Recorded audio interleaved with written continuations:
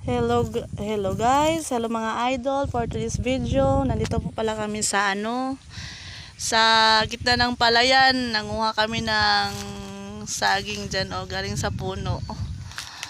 Nandito kami sa palayan ng tiyahin ko. Ayan pala yung asawa ko.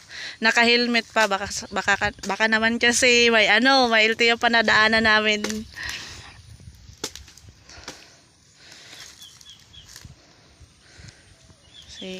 Uuwi na kami, buhatin niya yung saging kasi ako lang yung nanguha kanina, tapos pinuntahan lang niya ako dito. Uwi kami doon sa may bahay.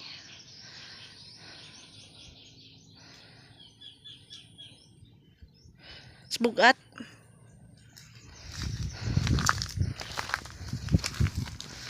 Ganito pala ang buhay sa probinsya, yung